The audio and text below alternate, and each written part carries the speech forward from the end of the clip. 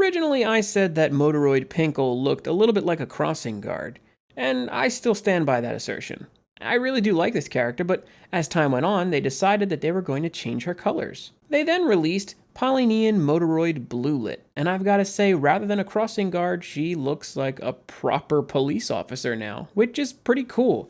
I think this is a really nice upgrade for the figure, and I was always excited to see what it looks like in person. I've been eyeing up this box for quite some time in my closet, so let's get into this one today and see what Motoroid Bleuet has to offer us. On the box, of course, we have a really cute low opacity image of her to the left, looking rather cute, almost frustratedly happy, and a nice action shot to the right.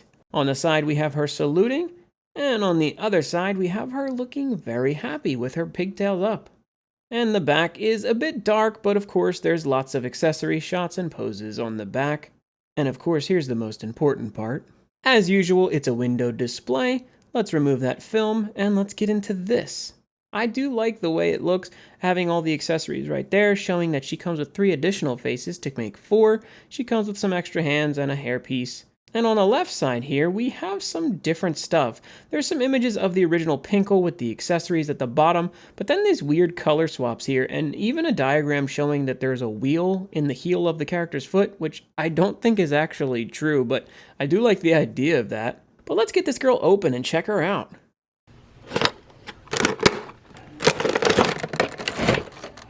Of course, she comes with her pigtails, her pistol, and her beam saber, as well as her hexagonal base. And here's the figure itself inside the plastic. She's just under 6 inches, making her 1/12 scale. And in hand, I actually rather like her. I was unsure about this blue, thinking it might have been a little too desaturated, but in hand, it's actually pretty vibrant. It's not too loud and it's not too dull. It's sort of just the right place.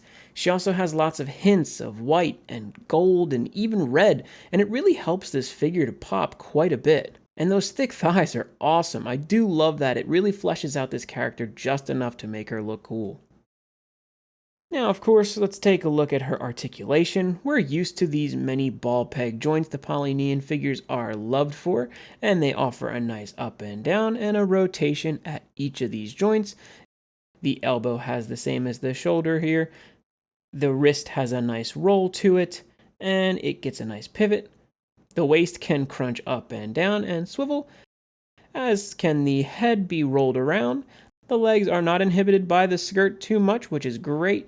The knees can pose in and out, and of course the feet can go up and down with just a gentle swivel as well, but they do what they need to do.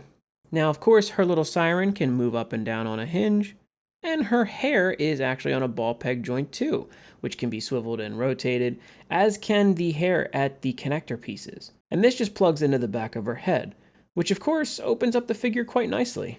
Now she comes with a pair of standard issue balled fists, a pair of open hands, and of course a pair of the accessory hands with the peg holes in them.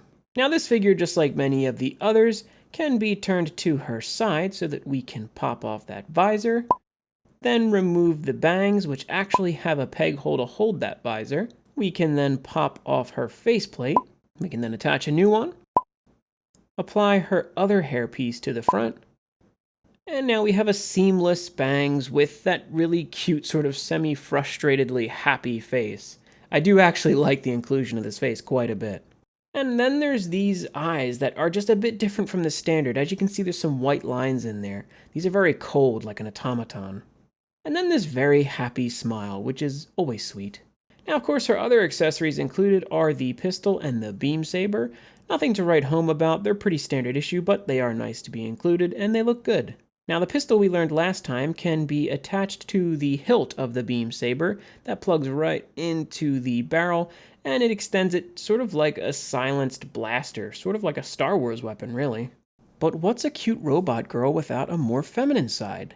Let's turn her around because we have to remove this siren here. So we're going to remove her waist first. And now we're going to go ahead and actually unplug that siren.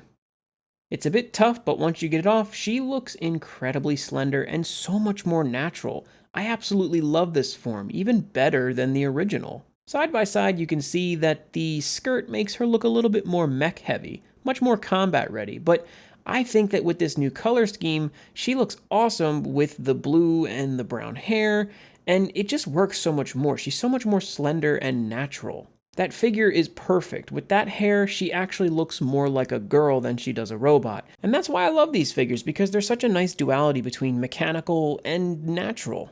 And goodness, look at this. The butt, the thighs, everything here is so perfect about this character. She looks awesome in pictures, and the brown hair goes so well with that blue outfit. She looks way more natural, almost like a rookie cop. A very cute character that I could totally see in an anime. Now, I never disliked Pinkle, but I will say that I think I like Bleuet just a little bit more. She's really cute, and she poses really well. They're very solid figures, and her nor Pinkle really have too many paint issues. The construction is wonderful, and all her accessories look really good with her. Even without them, she looks awesome. So I've got to say, this one is an improvement over the original. I'll give her an 8 out of 10, because I rather did fall in love with this once I got to see it in person. But if you want either of them, you're going to wind up paying between $110 and $120 because these things blew up in value. And that's going to do it, guys. Thank you so much for watching. If you did like this video, please leave it a like. And hey, who did you like better, pink or blue? Go ahead and comment and let me know. If you're not subscribed, please do so. I release figure reviews every week. And if you want to watch anything else, I'm going to go ahead and link something on screen. If you watch that, it does help me out. And that's going to do it. Have a great weekend and keep on collecting.